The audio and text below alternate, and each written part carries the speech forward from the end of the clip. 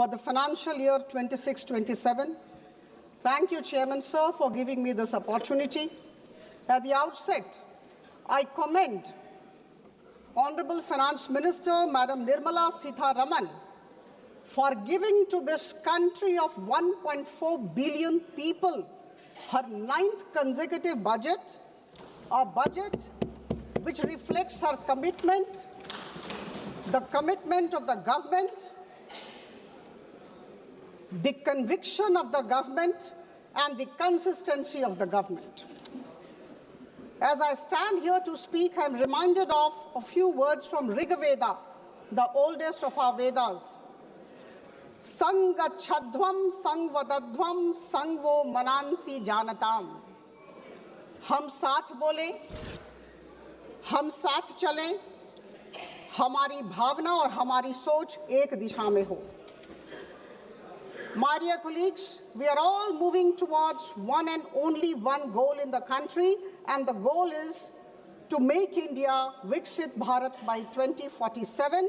And I can say with all conviction at my command that this particular budget of the financial year 26-27 is definitely a very strong step in our common journey.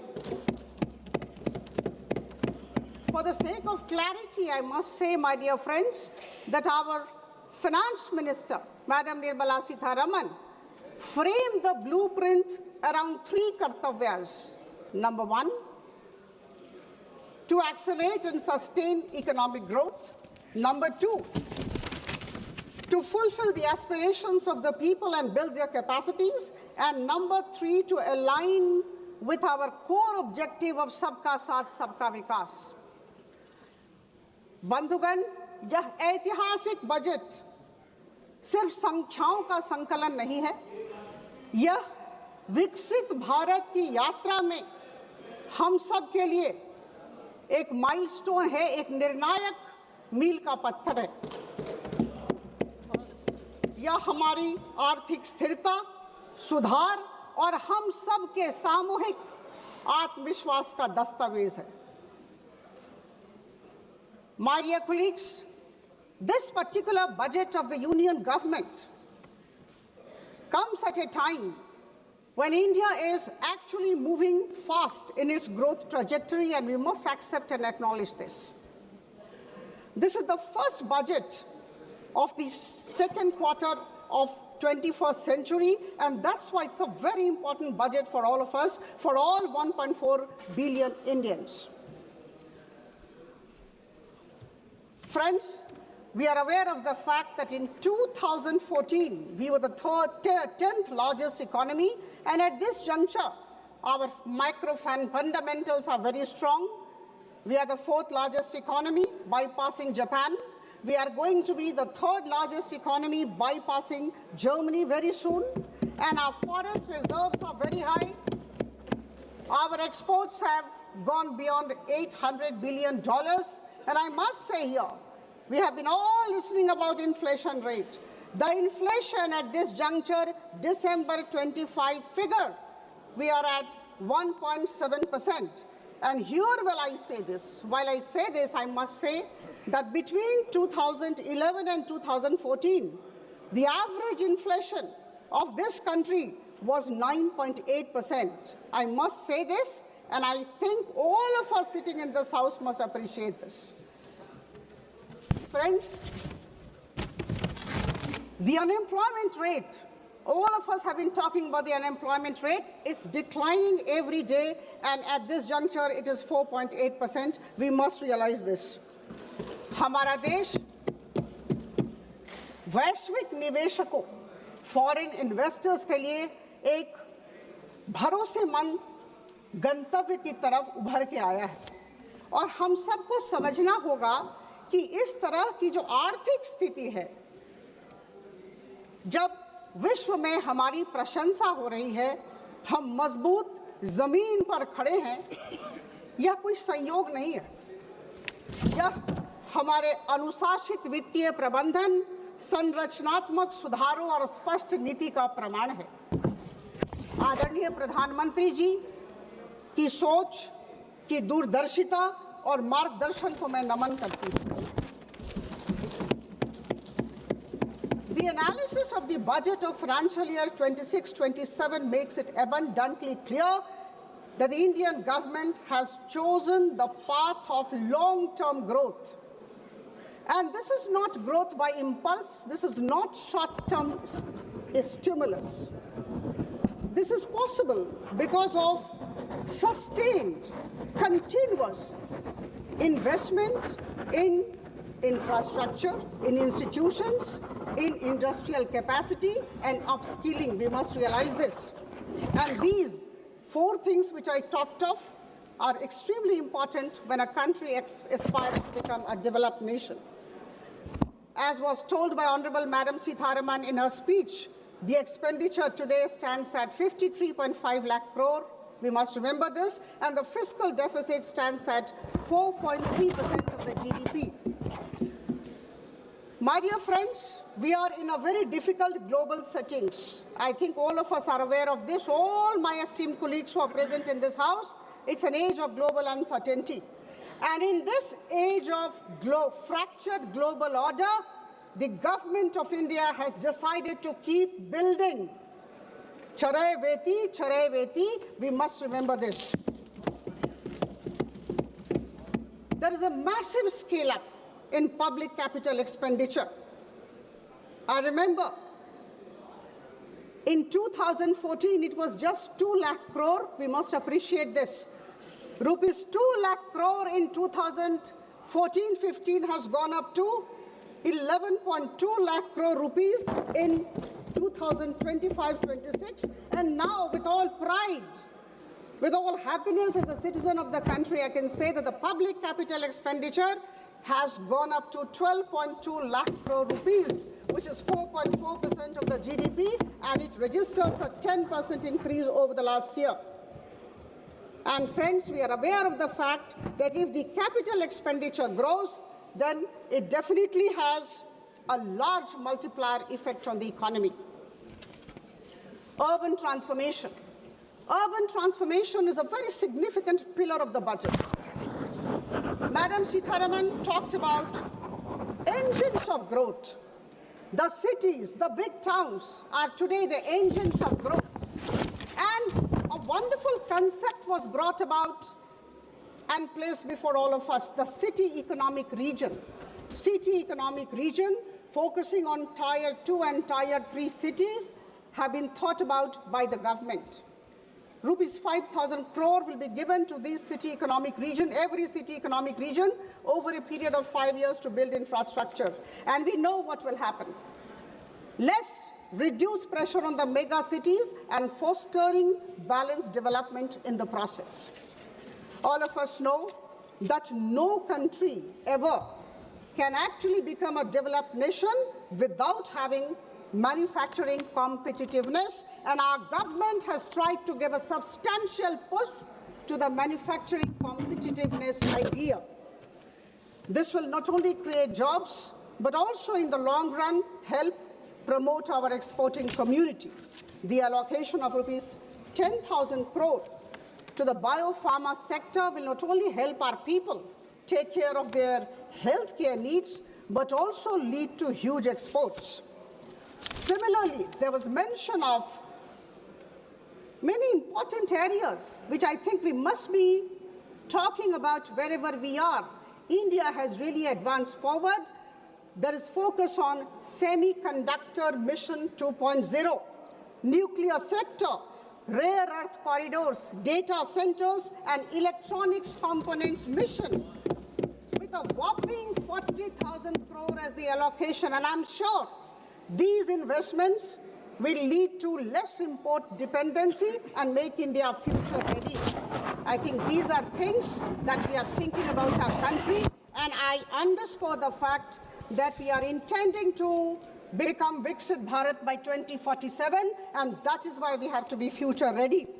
The provision of 4,000 e-buses is definitely going to enhance regional connectivity.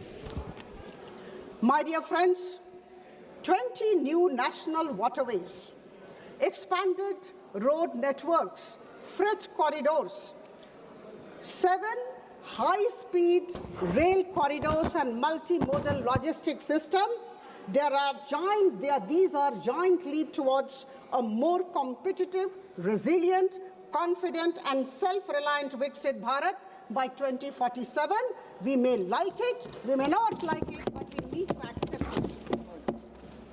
My dear friends, I take this opportunity to convey our immense gratefulness to our Honorable Prime Minister for going for almost 9 free trade agreements and trade deal with a couple of countries in the last couple of years.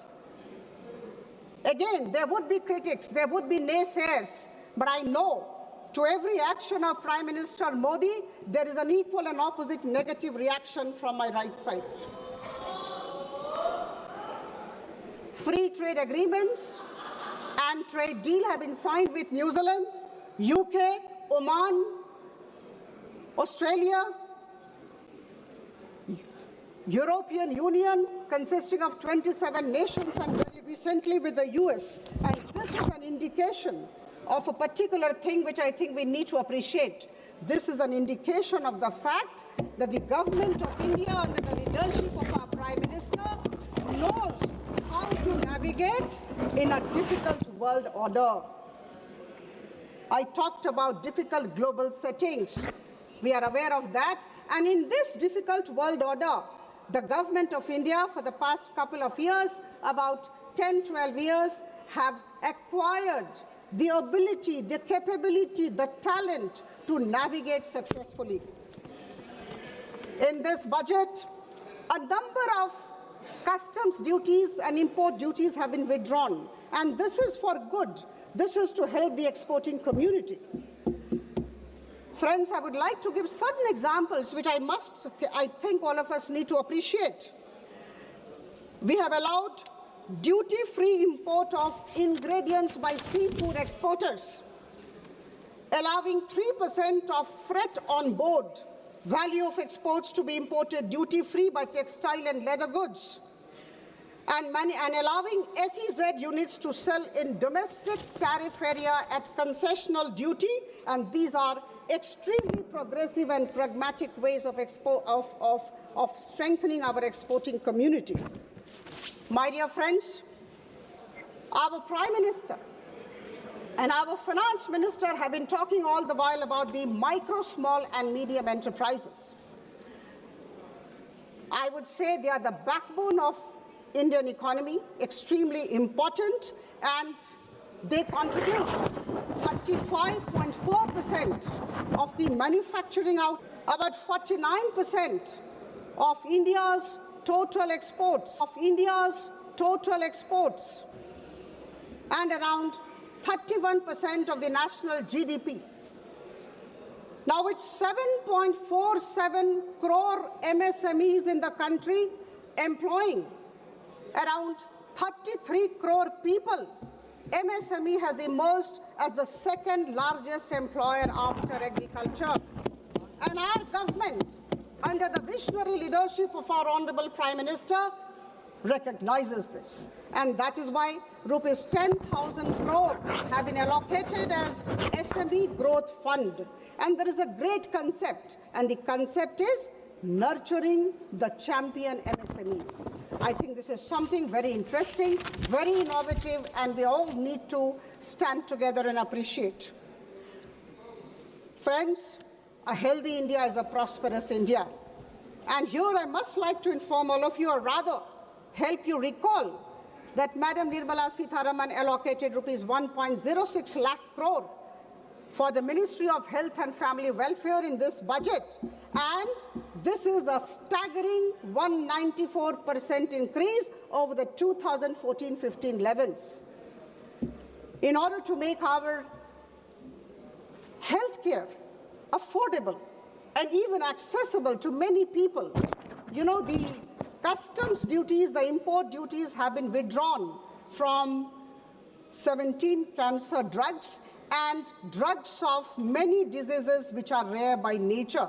I think this is something for which our government, Prime Minister Modi's government, needs to be commended and complimented.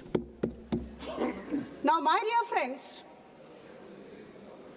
could anybody think about AVGC, animation, visual effects, gaming and comics? This government is planning to raise about 2 million professionals by 2030 in AVGC sector. Absolutely out of the box idea, you may like it or not, but this is highly innovative and an out of the box idea of our government. Now here, the government will be supporting the Institute of Creative Technologies Mumbai to raise these professionals and to actually establish content creator labs in about 15,000 secondary schools and 500 colleges. It is very easy for me to read out, as my dear friend just did. When you are convinced about what your government is doing, you need not read out from the papers. I know what our government is doing and how my government is ensuring that India moves forward. I don't have to look into papers for data and statistics. We are convinced that the government is moving forward, and this confidence is coming out when we speak about the government's good works. Friends, there is a very interesting thing. Ma'am, kindly address the chair. Yeah, thank you. To ensure sustained economic growth, and also, at the same time, to keep fiscal deficit in check is an interesting phenomenon. It's a challenge. And I'm extremely happy to inform the House that we recognize, we appreciate that this government has been doing that. Our growth momentum has been sustained, and at the same time, fiscal deficit is low, 4.3%, as I told earlier. This is a challenge which has been taken on by the government. The budget of financial year 26-27 is definitely pragmatic, pro-people, and balanced in nature. हमें सशक्त, आत्मनिर्भर और विकसित भारत बनाना है। बंधुगण, आदरणीय प्रधानमंत्री जी की सोच, उनके दिग्दर्शन, उनकी सकारात्मकता के सामने हम सब नतमस्तक हैं। मैं नमन करती हूं और उनके लिए दो पंक्तियां। मैं सोच भी बदलता हूं, मैं नजरिया भी बदलता हूं, मंजिल जाने तक का जरिया भी बदलता हूं, और अगर बदलता नहीं कुछ तो सिर्फ अपना लक्ष्य नहीं बदलता हूं, अपना पक्ष नहीं बदलता हूं। आप सबको बहुत बहुत धन्यवाद। कहना आसान है, करना कठिन, लेकिन हमारी सरकार आदरणीय प्रधानमंत्री जी के बलिष्ठ नेतृत्व में आगे बढ़ती जा रही है। आइए हम सब संग गच्छध्वम संग वदध्वम संग वो मनांसी जानताम, हम साथ चले, हम साथ बोले और हम सब की सोच और भावना एक दिशा में हो। बहुत बहुत धन्यवाद। माननीय श्री अखिलेश यादव जी।